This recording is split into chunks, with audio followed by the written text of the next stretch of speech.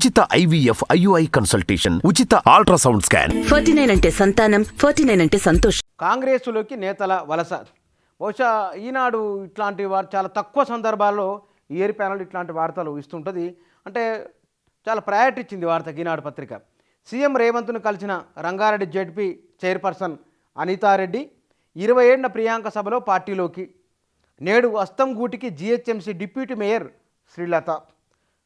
ఈ మధ్యకాలంలో కాంగ్రెస్ పార్టీలోకి వచ్చేందుకోసమై బీఆర్ఎస్ మాజీ ఎమ్మెల్యేలు, ప్రస్తుత ఎమ్మెల్యేలు, మాజీ ఎంపీలు ఆసక్తి కనబరుస్తున్నారనేది అందరికి కనబడుతున్న విషయం. అయితే లోక్సభ ఎన్నికలపైన కూడా ఈ చేరికల ప్రభావం స్పష్టంగా కనబడుతున్నది. లోక్సభ ఎన్నికల్లో తమకు టికెట్ కేటాయిస్తే కనుక తాము పార్టీలోకి వస్తామని కొంతమంది నాయకులు కాంగ్రెస్ వారితో చర్చలు జరుపుతున్నట్లు సమాచారం. దీంతో పాటుగా ఇప్పటికే మాజీ మేయర్ బొంతు రామ్మోహన్ మరికొంతమంది నాయకులు కాంగ్రెస్లో జాయిన్ అవ్వడం, వారు కూడా టికెట్ ప్రధానంగా బొంతు రామ్మోహన్ సికింద్రాబాద్ టికెట్ ఆయన ఆశిస్తున్నారు. అంటే బీసీ సామాజిక వర్గానికి ఆ స్థానం కేటాయించాలని అనుకుంటున్నారు కాబట్టి ఆ హామీతోనే బొంతు రామ్మోహన్ వచ్చిందని కూడా తెలుస్తున్నది. ఆయన ఇప్పటికే అక్కడ తన పేరిట సర్వేలు కూడా చేయించుకొని ఆ సర్వేలో వచ్చిన దాని ఆధారంగానే క్షేత్రస్థాయిలో తనకు ఆల్రెడీ ఉన్న నెట్వర్క్ ఉన్నది కాబట్టి ఆ నెట్వర్క్ రంగంలోకి దింపుకునే ఒక చర్చ జరుగుతున్నది అక్కడ. ఈ కాంగ్రెస్లోకి భారీగా వలసలు అనేది లోక్సభ ఎన్నికలకు ముందే ఎక్కువ మందిని తీసుకోవాలనే ఒక చర్చ కాంగ్రెస్ పార్టీలో ఉన్నది. అట్లా తీసుకోవడం వలన ఇప్పటికే కాంగ్రెస్ పార్టీలో ఉన్నవారు ఎట్లా ఆ ప్రభావం ఎట్లా ఉంటుంది, వాళ్ళు ఎట్లా ఫీల్ అవుతారు అనేది కూడా ఆలోచన చేస్తున్నట్టు తెలుస్తున్నది. అయితే వలసలను ప్రోత్సహించడానికి ఎక్కువగా అవకాశాలు కనబడుతున్నాయి. కేసీ వేణుగోపాల్, మల్లికార్జున ఖర్గే వారితో ఒక సమావేశం కూడా ఉన్నది. అంటే ఇతర పార్టీల ప్రధానంగా బీఆర్ఎస్లోకి వస్తున్న వాళ్ళను ఎంతమందిని తీసుకోవాలి, ఒకవేళ కనుక కాంగ్రెస్ పార్టీని బీఆర్ఎస్ పూర్వం ఎట్లయితే బలహీనపరిచే ప్రయత్నం చేసిందో దాని కారణంగా బీజేపీ బలపడింది. ఇప్పుడు మొత్తమే బీఆర్ఎస్ను లేకుండా చేస్తే లేదా ఎక్కువ మందిని తీసుకొని బలహీనపరిస్తే కనుక ప్రధాన ప్రతిపక్షంగా బీజేపీ ఎదిగే అవకాశం ఉన్నది. ఒకవేళ బీజేపీ ప్రధాన ప్రతిపక్షం అయితే కనుక కాంగ్రెస్ పార్టీకి ఇబ్బంది తప్పదు. ఒక ప్రాంతీయ పార్టీ ఉంటే కనుక ఆ ప్రాంతీయ పార్టీ ఈ రెండు పార్టీల మధ్య మార్గంగా ఉంటుంది.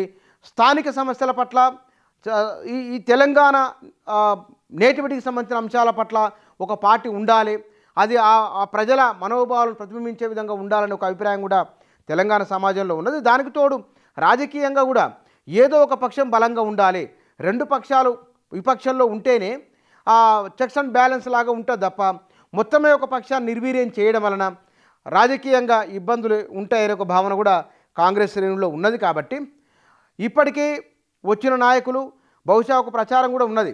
10-15 మంది బీఆర్ఎస్ ఎమ్మెల్యేలు రేవంత్ రెడ్డికి టచ్లో ఉన్నారని, కొంతమంది కాంగ్రెస్ నాయకులతోకి వాళ్ళు టచ్లోకి వస్తున్నారని, మెదక్ జిల్లాకు సంబంధించిన మాజీ ఎమ్మెల్సీ ఒకరు త్వరలో కాంగ్రెస్ పార్టీలో చేరబోతున్నారని, మరికొంతమంది మాజీ ఎమ్మెల్యేలు కూడా కాంగ్రెస్లోకి ప్రజెంట్ ఎమ్మెల్యేలతో పాటు మాజీ ఎమ్మెల్యేలు కూడా కాంగ్రెస్ పార్టీలోకి రాబోతున్నారని విస్తృతంగా చర్చ జరుగుతున్నది.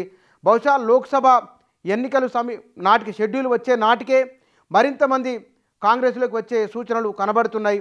అయితే దీన్ని రేవంత్ రెడ్డి బయటికి చెప్పట్లేదు కానీ ఆయన ద్వారానే ఎక్కువ మంది కాంగ్రెస్ పార్టీలోకి రాబోతున్నారు. ఎందుకంటే 64 మిత్రపక్షంతో కలుపుకుంటే కనుక 65 మందే ఉన్నారు. బీఆర్ఎస్ నుంచి కనుక కొంతమందిని ఇక్కడ చేర్చుకుంటే ఆ బలం 70కో 80కో పోతే కనుక 5 సంవత్సరాల పాటు ప్రభుత్వానికి వచ్చిన డోకా ఏమీ ఉండదు. కాబట్టి అంటే ఇప్పటికైనా వచ్చిన ఇబ్బంది ఏమీ లేదు. కేసీఆర్ కూడా అన్నారు ఈ కాంగ్రెస్ ప్రభుత్వానికి వచ్చిన ఇబ్బంది ఏమీ లేదు, తాము ఏం డిస్టర్బ్ చేసే సూచన కూడా ఏమీ లేదని వారే అన్నారు. కాబట్టి సరే అదనపు బలం కోసమైనా సరే కొంతమందిని కాంగ్రెస్ పార్టీలోకి తీసుకుంటే కనుక లోక్సభ ఎన్నికల్లో ప్రయోజనంగా ఉంటుంది, ప్రభుత్వానికి వచ్చిన ఇబ్బంది లేదు అనే భరోసా కాంగ్రెస్ పార్టీలో ఉంటుంది. దీనికి తోడు ఇతర పార్టీలకు వెళ్ళి వచ్చిన వారికి ఇప్పటికే కాంగ్రెస్ పార్టీలో ఉన్న వారికి ఒక సర్దుబాటు చేయడం అనేది ఒక అసలు సవాలుగా ఉన్నది. కాబట్టి ఈ సవాలును అధిగమించేందుకోసమై నామినేటెడ్ పోస్టులు లేదా పార్టీలో కీలకమైన బాధ్యతలు మరికొంతమందికి అప్పగిస్తారని, ఇతర బీఆర్ఎస్కి వెళ్ళి వచ్చే వారిని చేరికలను ప్రోత్సహించాలనే భావనతో కాంగ్రెస్ పార్టీ ఉన్నది. అయితే ఇప్పుడు టీఆర్ఎస్కు బీఆర్ఎస్కు అతిపెద్ద సవాలు నాయకత్వాన్ని కాపాడుకోవాలి, లోక్సభ ఎన్నికలకు సమాయత్తం కావాలి. సరే ఎవరి అంచనాలు వారికి ఉంటాయి, కానీ పోయేటోళ్ళు పోతారు, వెళ్తే వెళ్ళనివ్వండి అనే ఒక మాట అనుకున్నప్పటికీ కూడా క్షేత్రస్థాయిలో కార్యకర్తలు నాయకులు కొంత మనోధైర్యాన్ని కోల్పోయే అవకాశం కూడా ఉంటుంది. కాబట్టి మరి బీఆర్ఎస్ నాయకులు వలసల నివారణకు ఏం చర్యలు తీసుకుంటారో, ఎట్లా ధైర్యాన్ని కల్పిస్తారో చూడాలి.